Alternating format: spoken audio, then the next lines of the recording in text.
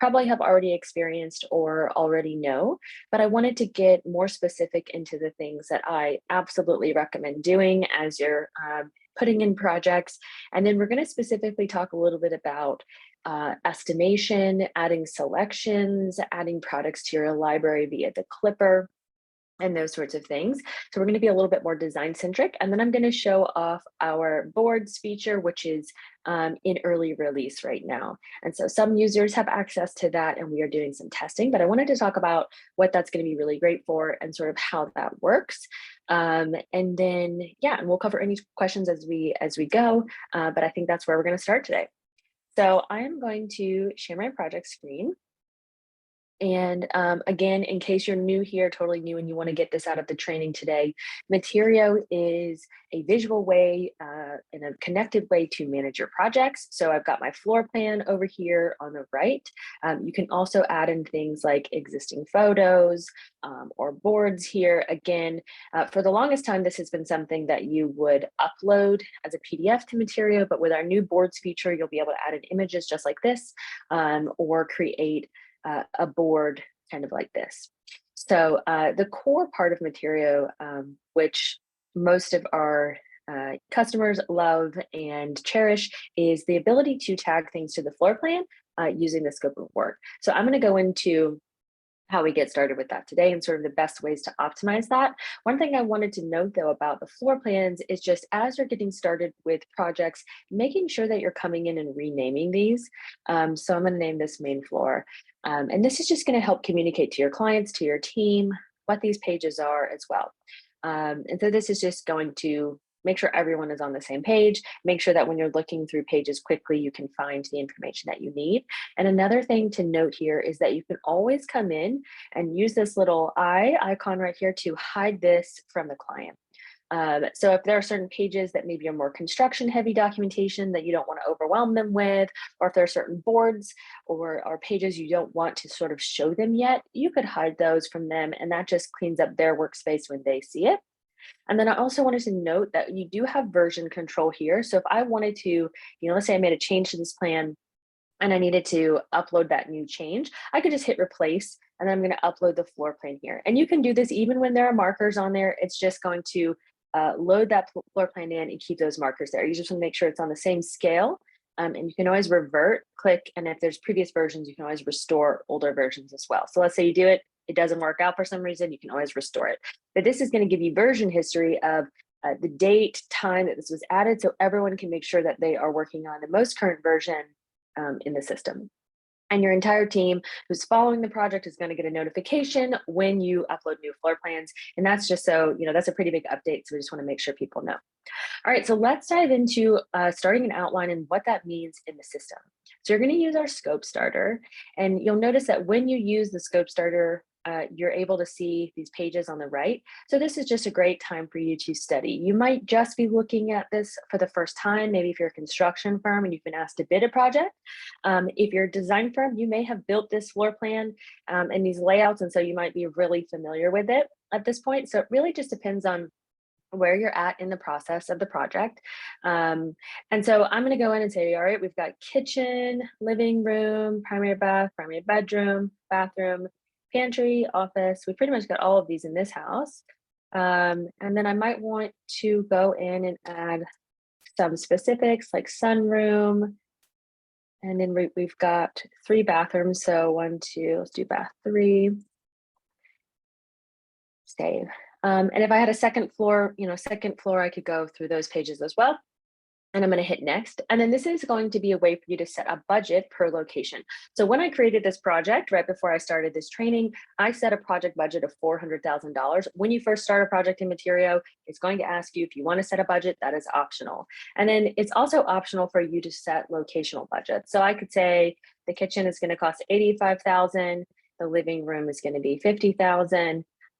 And so forth and so on. So I can kind of gauge what I think these rooms are going to cost. And, it's just helpful to know when you're starting to go through the project, what they are. Let's make this a little higher because I'm going to have some custom built-ins. Same for this one. And so you'll see that as I start to allocate budgets for these rooms, it tells me what's left over. So it's going to help you sort of gauge what's left over. This is sort of a contingency, if you will. And then I've got my project total there. You can always adjust the project total here also.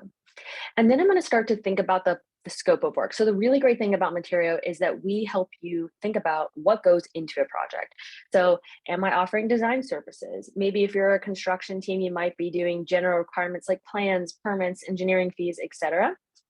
Daily cleanup, we kind of call that, those things under general requirements. I will note that these are just some of the options. Of course, you're going to have to customize this later. And so some of these categories are going to have these little chips, which are going to be items.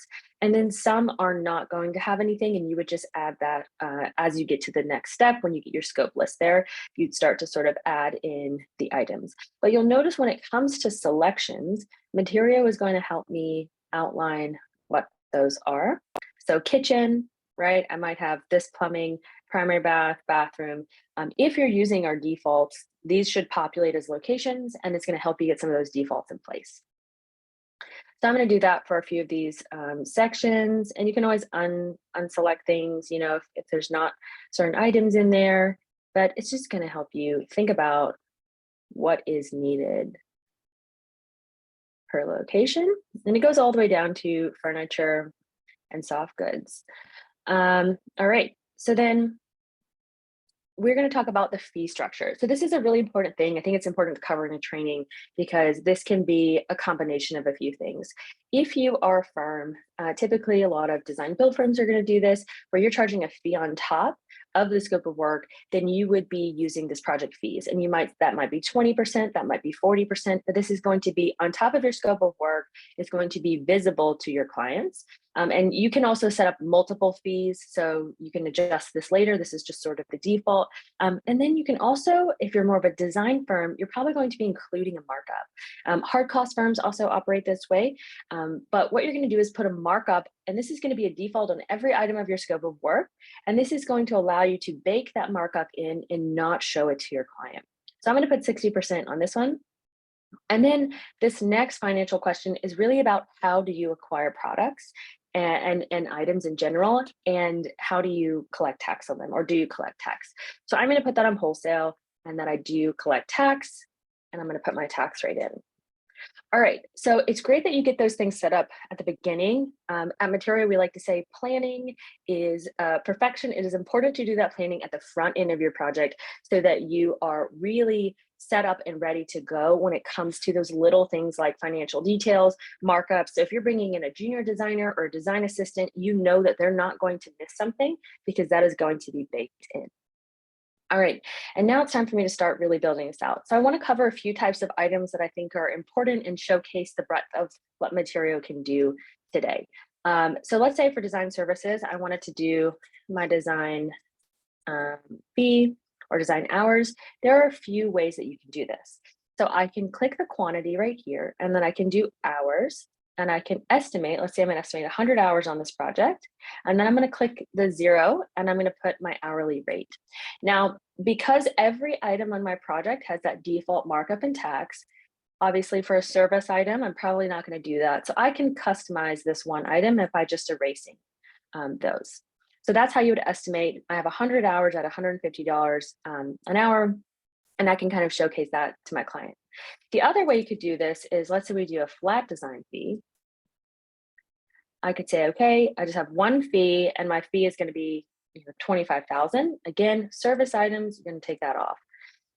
So there you go, you can do a flat fee. The other thing you can do is a design fee, but you could do it per square foot. So let's say I actually wanted to use the floor plan to do this. I could mark the plans, and I could use the polygon tool. Now, because I just uploaded this plan for the first time, you're going to have to set the scale once. So I'm going to do that while we're here. And since this is a training call, I should mention that you can now rotate the plan. So if you need to rotate it sideways because you want to get some kind of dimension this way, let's say I wanted to do this, vanity top, and I knew it was 24 inches. I could do it I could do that. I can rotate it sideways. So I'm going to save this for the default. If I had a lot of plan pages and I had elevations, I might do it just for this page only, but for now I'll just do the default. So now what I'm going to do is I'm going to take this tool and I'm going to mark the perimeter of this entire project. Some designers like to charge by the square foot, especially if you're doing plans. This is a great way to sort of adjust that fee as you go. So this takes a little bit more time, but because we have the on-plan tools, this allows you to get a pretty good estimate of the existing square feet. And then if you upload the floor plan and you change that, you can always come in and edit this item and save it. So I'm going to save this, and then I'm going to put in my fee. Again, take off my markup. Let's say it's $4 a square foot. So that's another way that you could do design fees. So there's quite a few ways that you can do this. And then separately, if you wanted to add in a fee at the bottom, I could come in and click edit fees, and then I could add one. So I might want to say this is a design fee and that it's 20% and save it. And when I do that, it's going to add it down here at the bottom. So just remember that the fees down here at the bottom, anything in this grand total breakdown, that's going to be visible to your clients. That's including your sales tax, design fees. And then, if you're doing profit overhead, small tool surcharge, we also have a way to add general liability insurance. All that's here, and that's going to be visible to your client at the bottom. So it just depends on how you want to bill, but all of those are a possibility in the system. All right, and now we're going to, I'm actually gonna delete this marker. Well, you know what? I'll show you here. I can come in and hide layers individually. So I'm gonna hide that one.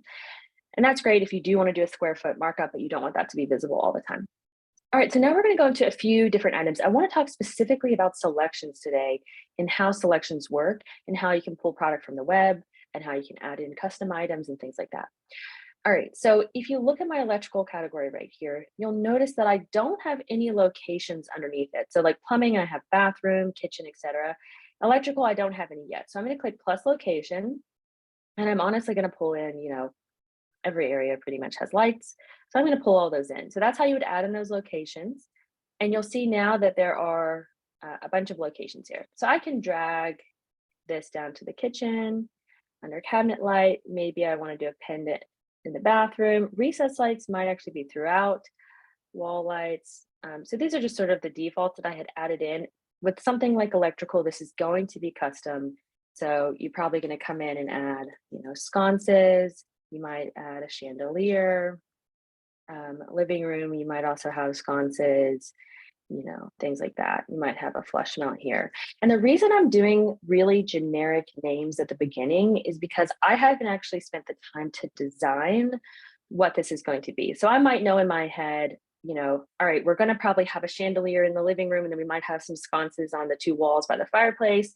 That could always change, but I'm not being very specific. I'm not saying that such and such sconces or this size even. I'm really just being sort of vague, and that's intentional because Materio is going to help you set up the things that are needed for your project in advance before your team has to do any of the work to source things. So this is a great way to sort of get your head wrapped around the project and start to think about what it is that you need so that you can hand it off to maybe one of your other design team members or a junior designer to start pulling and sourcing things once you've sort of thought about what's going in. And really, this is a great way to offer a really concrete sort of, or realistic budget, I should say, not concrete, a realistic budget upfront. So you'll notice when I add in those custom items, there is no question mark. The question mark in Materio means that is a selection item type. So that means that this product, this item is going to show up over here in my selections workspace, and it's going to tell me that I need to source product for it. Okay, so when I go back over here, if I want to make something a selection, I just hover over it and then enable selection. I can also click into the item if I'm already in here, and you'll see I can enable a selection right here as well. So that gives me the ability to add a product to it later down the line. And then separately, I want to show you how something like tile can be really impactful to mark this on the plans before you start to budget and source things. So let's say for bathroom, I'm going to go in here and say, all right, I'm thinking generally I want to do a $15 cost, per tile. And then, and this is going to be your cost because it has your markup and your tax on it. So this is your cost, and the total number here is going to be your client's costs. And I'm going to click this quantity and do mark plans. And then I'm going to use this area tool, and I can just drag right over this space, and you'll see that it's going to calculate that square footage for me. I'm going to add the waste, save it. And there you go. I've really quickly got an estimate of what it's going to take to put floor tile in this bathroom. So now when I go to source the product, I have a great understanding of what my budget is for that. When it's things like shower walls, you can come in, you can mark the plans, you can use the linear foot tool, and you can do lines here. And then you would press enter, and then you would add the height of your ceiling and then any waste that you might need. So again, this is a really great way to get an estimate for what it's going to cost to do those shower walls. So it does help with measuring vertical, if you're measuring framing, cabinetry, wallpaper, paint, you can get vertical square footage really easy using the linear feet tool. So this is really important when you're starting to think about what do I really need for this project? What is it really going to cost? You have the floor plan as a resource, and Materio helps you use that to get an accurate budget. Now, when it comes to things like, let's do like vanities here, we could do linear feet, mark the plans, line tool here. Let's just pretend this is a vanity. We would press enter and save. So it's going to do linear feet there. So whenever you're doing custom cabinetry, etc., you would do it that way. Now, when it comes to appliances, let's add in the laundry. I didn't add these as a default. Let's do washer and dryer. And then you would just use the pinpoint marker, which is the first one, to do dryer. And you'll see that's really large when I'm zoomed in, so I can always drag these down a bit if I need to. Save that. And then I will mark, oh, I marked the wrong one. Let's put this one over here. Save. And sometimes these are going to be a stacked unit or whatnot, so you can just use your judgment on that and then save it. And then we will put in our budgets. All right, so that is how you mark the plans, that is how you budget, and that is how you create selections. I'm also going to enable these as selections. Okay, so I'm going to do this for my project. I'm going to walk through it. This is a pretty large project, so this might get to be a million, a little bit more. There's going to be a lot of decisions, and that's why you're coming to something like Materio, right? Is because we've got a lot of decisions we need to manage, a lot of things we're tracking, and so this is going to help us keep organized and do that. Now, if I head over to my selections workspace, you'll notice that if I'm looking at the locations, the budget that has been allocated is there. I can also come in and see the breakdown of all the selections that I've made. At the moment, we don't have anything yet, but that is possible. And so the location is going to be the default. It's going to be for you and for your client. You can always sort by category. So let's say today you wanted to work on sourcing electrical, you can sort by category and start to source that way. But what will happen is I'm going to start to have budgets here as me or my estimator puts that in, and then I can come in and pull from my library. So I probably, let's see, we'll pull in a pendant here. It's going to tell you more information up here at the top. You're looking for a pendant at the estimated amount. Hopefully you have a dollar amount in there. And then you know, out of your budget is allocated for this. So then I can come in and I can start to look for product here. Let's see if I have anything that I want to add. I think that's good. I think I'm going to pull something new for this. And then I can also come in and pull from a wall light. You'll notice I have groups over here. So these groups I've created myself. These are customized groups here, and then I can pull them in. All right, so that is how you add product from your library. And your library is something that is global, so you can use it across all of your projects, and everyone in your organization can also is going to be able to click to the same library. So everyone is going to pull information. You'll also notice that because I've categorized these products properly, when I clip them, they're showing up in electrical when I go to pull from my library. So my library is dropping me into electrical because I'm pulling from that category. So that does help if you've categorized things the right way and you're using our default categories. Now let's talk about how you would pull products from the web. So I'm gonna go over to a website here. You're gonna make sure that you have our Chrome extension downloaded. And if you're logged into Materio already, you shouldn't have to log in again. So let's just say I wanted to pull this sconce. So I'm gonna come up here and click the Materio logo. And when I do that, it's going to pull whatever default photos are coming from this website. What I'm actually going to do is pull this image. So I'm going to hover over this image and click the Materio logo. And then I'm going to come over here to my clipper and click the one I don't want, and that's going to remove it. So that's how I would remove the image. And then I'm going to categorize this. You want to make sure you put it in the right category. So this is electrical. We'll call this wall mounted. It's going to pull in information from certain websites. It really depends on the website, but you'll see it pulled in the name, it pulled in the SKU. I can move this over to the left so it can get out of my way here. And then I want to make sure that I'm putting in the finish. You can type it, or if it's available to copy, you could do that. And then I'm going to do frosted glass shade. And then I can copy information like dimensions, etc. if it didn't pull that in for me, and paste it here. Now, the other thing you want to note is the lead time. So when I'm on this website, it says here it ships by 7/10, so it's in stock. So really, we'll just say the lead time is like a week. So I can do days, I can do weeks. This is where you're going to want to enter your markup for this product, add in any estimated shipping costs if you have it, and save it to your library. Now, one thing I wanted to note is that if you have specifications or downloads that you want to add, what I'm going to do is click on these and make sure that I've downloaded them. And then I'm going to go ahead and show you where you can put those. We're working on an optimization to allow you to do that in the Clipper, but for now, this is what we're going to do. So we're going to come in and we're going to now pull this light. You'll notice that it shows up as new because I just clipped it, and I'm going to add it to my board. Now I'm going to click this item again and scroll down and click edit. And this is where I'm opening up the option panel. This is a great place if I want to add in multiple images for some reason, if I didn't pull them originally, if I need to edit the cost of this item because I found out the price was different. But this is also where you can add in the attachments. And the reason you want to do this here is because you'll see when I go to downloads and look at my recent downloads here, I'm going to add in these sheets and I'm going to save it. And when I do, I'm going to apply the changes to the library. So this is going to save those attachments to my library so that if I pull it onto another project later, they are there. And let's just say this product does get approved and I want to hand it off to the electrician or my contractor.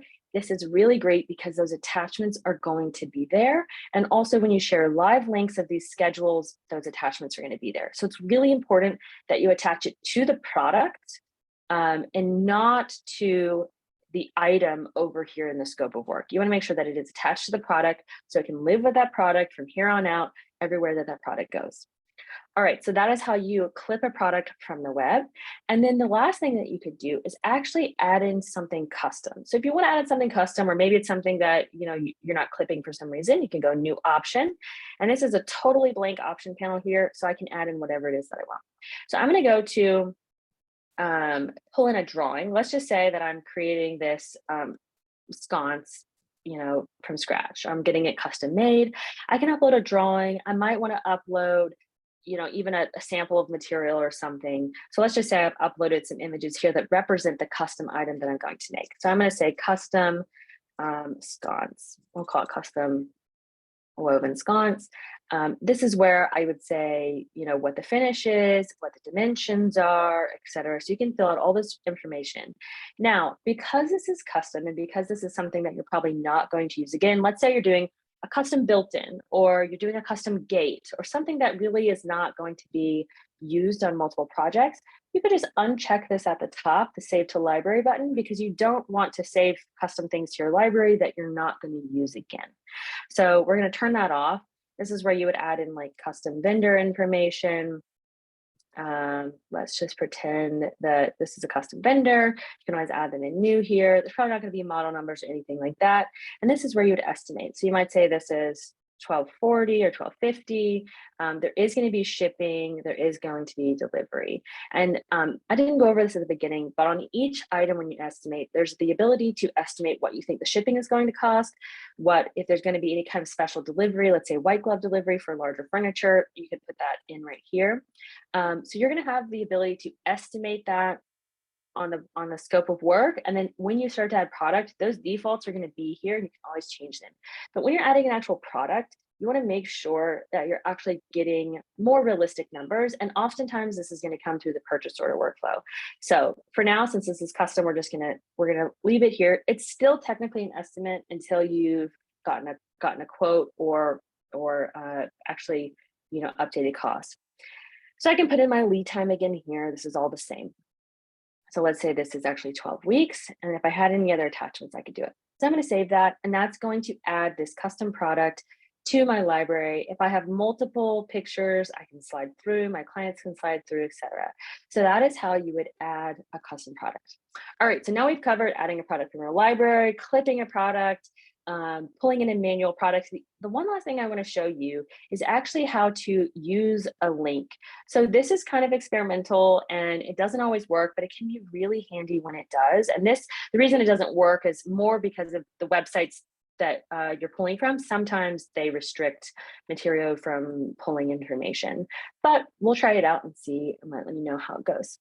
So I'm going to take this link and I'm going to copy it. So if you find a product on the web and you don't want to go through clipping it, and you want to more specifically add it, let's say I want to add it directly to this item versus putting it in my library and then adding it, I'm going to take from website. So I'm going to paste this link here, fetch those product details, and you'll see that it pulls over the image, it pulls over information. Now you're going to make sure that you verify this information on the website, make sure it's all right, and then I'm going to click next. It's going to give you this panel to open it up. This is where you would want to verify, okay, go back, is that the right price? Is that the finish that I want, etc. And then I would save it. Again, if you want to add any attachments, you can. And then it's going to save it right here to my product. So that's another way that you can easily pull products from the web. All right, before I start sending these selections to my client, I wanted to go over one common thing that a lot of design teams are using in our system, which is a time tracker. And I should have done this from the beginning because I was doing work, but I want to come up here to the top, and this time tracker is going to be across your entire Materio system. But right now I'm on this project, so you'll see that it defaults to this project. And then let's say I'm working on conceptual design. So I can do that. I can decide if it's billable or not billable, and I can enter a note. Let's actually say I'm working on sourcing. And so these notes are going to be visible for your time for the admins of your account. They're also going to be visible if you go to bill for your time. So it's really important to add good notes here. You can start this timer and keep going. You can also enter manually if you just want to enter after the fact. So I'm going to have that go while we start to do a little bit more of this. All right, so now let's talk about what happens with a selection when you're ready to send it over to a client. We've started to add some product in here. We've started to get this organized and really put our heads around it. I actually want to send this over to my client for approval. So you'll notice there's this big yellow banner at the top. Each of these products say ready to send. This is because your client cannot see this until until it's been sent to them. And that's so that they're not interrupting your workflows as you're starting to design things. So I'm going to hit send. And then when I go to send selections to a client, I can filter down. I can decide which locations I want to share or which categories. And then first, most importantly, I need to have a client on this project. So I'm going to invite one over. And this is where you can also set their visibility. So you can do this inside or outside of this workflow, but I just happen to not have invited a client yet. So the default is going to be that they can see the prices on each item. That is going to be the client-facing price. That will never show the markups that you've put on there or any of the breakdowns. You can also get very vague if you want to just show category or location totals or even lump sum. And that's more if you want them to make selections based on design rather than pricing. But you just want to make sure that you're sticking, to prices that are within the budget. And then the collaboration settings, again, the default is going to be that all of these are unchecked. But let's say you want to show them the timeline, you can. Possibly you might be doing e-design. And so maybe you do want to show the vendor information in the websites because your clients are actually maybe shopping for the product. So there's a lot of capabilities here that you can turn on. And we have separate videos and tutorials on all of that. And then client notifications, again, it's just going to be, do you want them to get information, how frequently, et cetera. So I'm going to send this over. Not going to spend too much time on that since we're in the middle of sending our selections. And then I'm going to select my client and send it over. If you have 2 clients on a project, you can send the selections to both of them. They'll both be notified, but only one needs to approve. So I'm going to send these over. And when I do that, you'll notice it clears out of my open workspace and it moves over to awaiting approval. And this is how you know that they can see it. So they are going to be able to see this. I've only presented one option here, but you can actually go in and add multiple options if you needed to. Now you're going to see a breakdown here, but when I actually view as a client, you'll see that they are not seeing any of that breakdown. They're just seeing the lead time and the name. Do be mindful that they see the name that is put in as well as the description. So if you've pasted any descriptions in here, they will see those. And so just be mindful of that if you're clipping a product and you're worried about them Googling it or something like that. Maybe change it up, make it something custom, or just don't use it for now. So if you'll see this one, it has a description. And this one actually did pull in the price in that description. So you just want to make sure things like that are not happening. If you've noticed that, you can quickly come in and edit this item. Let's just take that out. All right. So now my client has these and they're open. They're awaiting approval for them. I want to go over how we can add these products to a board really quickly. First, I think I'm going to throw in a few products by locations, and maybe we could do a kitchen board. Let's do backsplash. We'll do this new one that I clipped. And then maybe we do floor tile. I think this is pretty new, so we'll do that one. And then I think that's good. We'll just do that. All right, so then if I go over to my project and I go to this plus sign at the end, I can do plus and then I can create a board. And so here you see I have a way to pull in products. I can click. One thing I wanted to note is I can add photos. So I could come in and at the beginning of a project, I could do kind of conceptual photos, if you will. Let's see if I can find. So let's say I wanted to pull in, all of these. I can pull those in and then I can add those. So it's going to drop them into my board. Then I can kind of rearrange them and drag them as I like. You'll notice that I have this kind of white space around it. So I can click fit if I want it to kind of fit the maximum space there. And just depending on the ratio of your images, they might have that, they might not. So this might be if I wanted to create sort of an inspiration board or a concept board. So I could do that. You could also always pull in your logo and add it at the top if you wanted to. Maybe I want to make this a little bit bigger. I can do that as well. So that's how I would create sort of a concept board. These are just going to be photos that I've pulled in, but there's not going to be any product. So I'm going to save that. I'm going to say this is kitchen concept board, or let's just say concepts. All right, and then I'm going to save it. And then I'm going to do a new board with actual product. So I'm going to go add in products, and you'll notice that when I do that, it's going to show me everything that I have options for. Maybe I pull in all of these. Let's just see what it looks like. All right, so it's going to pull in, that might be an older one. All right, we're going to take that one off. So it's going to pull in the products that I have. And this is just a way for me to view them together. If I have multiple options, there'll be a little button here where I can toggle between the options and pull these in. So let's just say this is the kitchen board. These are the actual products that I want to showcase. I can do that. I can say kitchen products and I can save it. So if I have boards that have multiple options on them, it will pull that in. I'm not sure. Let's see if this. There we go. All right. So zoomed way in for me. Now I have a board, and when I hover over this information or click it, it should take me to my products. Maybe it's not. Mood boards is in early testing, so we've been maybe making some changes. But either way, I can quickly get products onto the board and show those to my clients really easily. So that's really helpful, especially if I'm trying to just get initial concepts together. And then later, once I start to source products and pull those in, I can present them to my client. So that is how the boards are working Materio. That again is early access. So we're still in development on that. If you would like to try it out, be sure to reach out to us at hello@materio.co and we'd be happy to add you to it. All right, so now I want to go into purchasing and tracking. So let's say that we have some products here. I'm going to go ahead and just approve some of these. We're going to say that the client came in and approved these selections. And just while I'm here talking about it, since this is training, they can always come in and discuss this with you. So if you need to have a conversation with your clients, or if you need to have an internal team discussion about certain products, you can do that on the actual product itself. Maybe they declined this one and then you need to communicate about it. And then maybe this one they approved.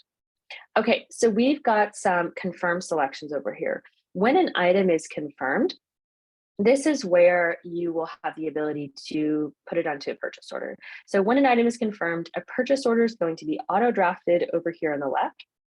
And this is going to be by vendor. So you'll notice for visual comfort, I have 2 items. For Cherish, I only have 1. And so it's going to be, if you have 20 items, they might all go on there.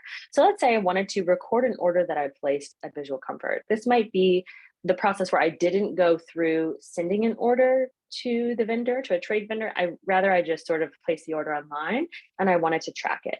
You'll notice when I open this up to send a purchase order that Materio is giving me a few hints that maybe this is not the right time to do this. You'll notice that both of these are unpaid. So a lot of firms have practice of getting paid for product before they place the order. And then also there's another item that is out for approval or being considered that is not approved yet and not on this order. It's just letting you know, hey, you have one more item from this vendor and you might not want to place the order yet. So I could decide to wait. And you know what, actually, let's collect payment for this, because in best practice, I recommend collecting some amount of money or deposit on your products before you do that. So I'm going to head over to the finances space and click invoices. And this is where I'm going to click a new invoice. Of course, we have a retainer workflow and you can learn more about that. But I'm going to add project scope to an invoice. And I'm going to do all this electrical that is approved. And I'm going to click next. And I'm actually going to just collect 50% as a deposit today. And you'll notice that all the items that were approved show up right here. If I'm invoicing for items that are not approved yet, it'll just say the item name. I'm going to select my due date, and then I'm going to call this the electrical deposit. And then I'm going to save. Now you'll notice on this project, I have a design fee. There may be times where you're billing for certain things and you want to have that fee, and certain things that you don't. So you can always turn that on and off. And then also if you're connected to our Stripe, which is our payment integration, you can collect credit card, ACH transfer, or wire transfer. And the default on these first 2 is going to be that the client is covering those fees. So you can do that. If you would like to cover those fees, you can also always switch that. So I'm going to send this over. And I'm going to, for the sake of this demo, we'll say that we got paid for that. So I'm going to apply payment. It's going to let me decide, was it a check? What was it? If there's any kind of reference number. And then I can also send a payment confirmation to my client. So if they paid me via check, it's actually a great idea to send that over and let them know that, hey, I received that check, I deposited it, and now it's paid for.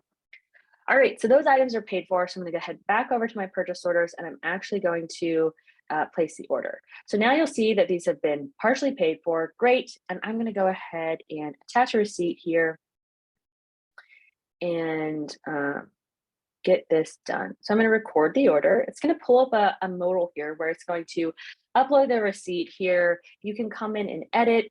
How much did I actually spend on this product? Of course, you're going to be looking at this receipt that you just had. You're going to note what were the shipping costs, taxes, etc., and anything that changed. And then I'm going to actually track a payment on that. You don't have to attach a receipt here. This is really useful for when you've just confirmed an order, but maybe you haven't paid for it yet. Because I'm connected to QuickBooks Online, it's going to pull in my payment methods here, and I can even document if I paid any kind of transaction fee. So I'm going to confirm that, and then it's going to move it into confirmed and fully paid. Now, again, if you are connected to QuickBooks Online, the confirmed and fully paid are both going to sync the purchase orders over to QuickBooks Online, and if you did payment on it, it's going to sync over that bill payment as well. We have more videos and articles on QuickBooks Online. We won't get really deep into that today in this training, but that is definitely a possibility and something you should look into if you're using QuickBooks Online. Now, if I wanted to send a new order to a vendor, this is going to be firing off an email to the vendor, sending them a PDF all through the system, and allowing them to submit information back to me. so that I can get official quotes. I'm going to do that. I'm going to do next. You'll notice I already had vendor information in there. I can always let them know where it's going to ship. Am I sending it to a receiver contact? Am I sending it to my company address? So the project site and company address are going to stem from your company profile and your project profile. A receiver is going to be an actual receiver contact, and you can add those in your contacts. You can also add them right here. You can decide if you want to show pricing, offer any special instructions, and then also add an email message. So this is a preview of the email that they're going to get. You'll also see that they're going to get this email, they can review it and submit an invoice. So I'm going to send that over. And when I do that, it's going to be moved to the sent column. So they're going to get an email asking them to look at the purchase order. It's also going to have a PDF. If for some reason you need to access the link, you can click it and get this shareable link, and I will show you what that looks like. So this is the purchase order. This is what they're going to see when they go to click the link. They're going to get this PDF here. If they need to look at the PDF, they're going to upload their invoice. Let's say here, they might write you some kind of message or instructions. They're going to let you know what the grand total is, when the payment is due, as well as when that product might be expected to ship. And they can submit that back to you over here. So once they submit it back to you, you'll notice that it goes over to needs review. So this is information comes in, you're going to get an email about it. You're going to come here and you're going to take a look. You're going to say, okay, is that right? Did they charge me the right amount? The ship date, does that seem right? Everything line up? Do I need to edit what they told me it's going to cost me? So you want to make sure you're looking over here and verifying that they didn't increase or decrease the price on you. They didn't change shipping information, et cetera. And if they did, you just want to make sure you're changing that up and doing that. Now here, I could just say confirmed and it would move it to confirmed, but I haven't made any payments on it so far because payment's not due yet. So that's also a possibility, but I might want to come in and I may want to track maybe a partial payment against this because it's something custom. I could do that and save it. So when I do that, you'll notice it's going to help me track how much of it is paid for. I can always come in, finish that off, add multiple payments here. It's going to help me with that out, attach additional receipts if I have them. And all of those receipts, those are also going to sync over to QuickBooks Online if you're using it. Okay, so that's how I send a purchase order to a trade vendor. And now I'm going to move into sort of what happens next. So those things that were ordered through the purchase order process, the ordered status is going to be applied to them by default. So that's going to happen automatically when you order it. Now I might get an email that this product has shipped. So I can come in and say that it's shipped. I can add tracking information, like, put who the carrier is, schedule it on my timeline if I want to, add any notes, etc. So now I'll see that that has shipped. We are working on a little bit more of an optimized way for procurement. It is coming soon. It's going to be much more automated and grouped together, because right now you'll see that these two maybe have to mark that separately. So I can do that. And if I view this in a table view, I can really quickly get to that tracking information right here as a link. And so that is helpful if I wanted to come in and change statuses, make any notes.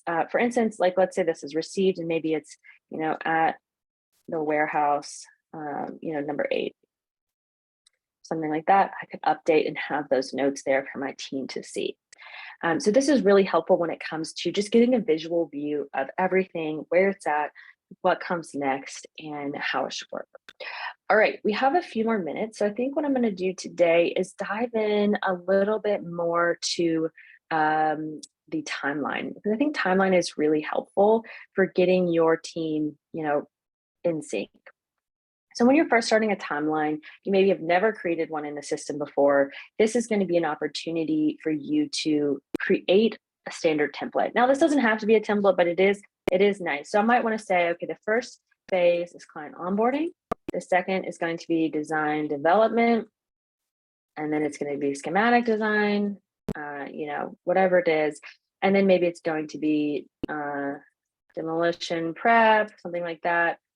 Maybe then it's going to be framing. So I might be getting more in the construction. I might also just be getting more into design. So then I might want to say sourcing, maybe kitchen and bath.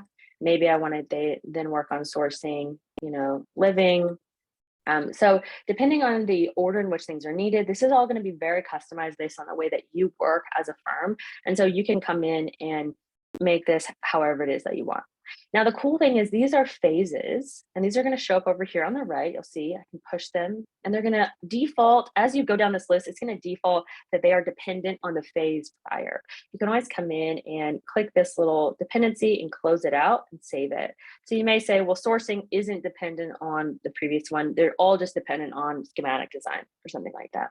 So you can do that. And if I push this, let's say the project gets pushed, it's going to push everything. So that's really helpful when I'm just trying to organize what my project looks like, and what's the cadence of it? How can I communicate that to my client?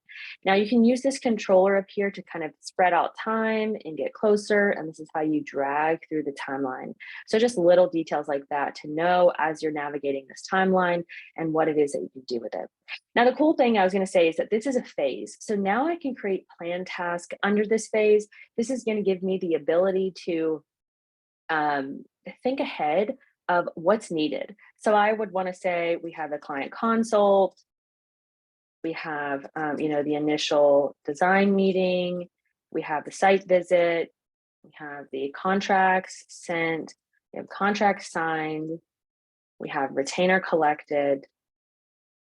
And so these might be things that you're doing every single time in the client onboarding phase. And what's cool is that I can come in and I can save a new template, and I could call this, kitchen design, and save a template.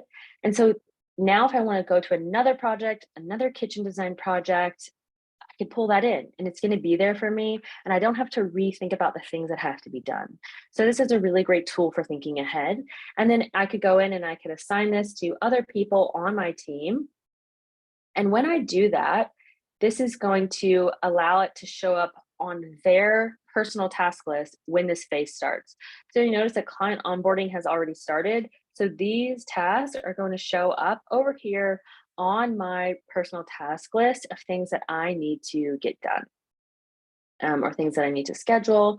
I can always update the due dates here, reassign them, etc. So that is how you can sort of manage your tasks. You can always come in and see everyone's task. You can filter these down by projects. So this is going to be really helpful. Like Monday morning, we're getting together. What's going to happen this week? This is a great way to do that, to look at what is upcoming.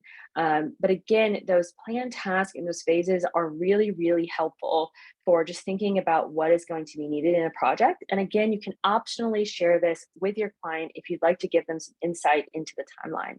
So depending on if you do that, you can decide how vague or how specific you want to get. Now, the selections due here and other decisions and all this down here, this is going to be for selection. So I might say, all right, all the electrical is going to be due by the 27th because we need to get that ordered. I'm going to save it and you'll see that it shows up right here. It will also tell you which of those have been approved or still outstanding. So I can add in just groups of selections here. Maybe I want to do plumbing also by the 28th. I could do that and save it. So it's going to be there. And I can move these around. Let's say I want to update these due dates. I want to make them be a little bit sooner. I could do that. Now, when things are shipping, like this under cabinet light, it's going to show up here shipping soon. And then if you mark them as a delivery expected, those are going to be there as well. One thing to note from your timeline here, you can actually see the history of this item. And so sometimes that can be helpful if your team is working, your procurement team is writing notes and adding details as they're getting updates about things, you can view those here. All right, I think that is it. I feel like I've covered a lot in this training today. I'm sure there are more specifics that we could get into, but I think, it's a pretty deep dive of the system. There are more that more areas. I didn't go deep into time management or invoicing for time. So if there are any questions, you all can feel free to reach out to us at hello@materio.co. We're really excited to have you on the system, to be interested enough to be learning more about the platform. We can go, as deep as you'd like. Feel free to schedule another training session with us or a call, and we're here for it. We hope that you all have a great week. And there you go. Y'all have a great day.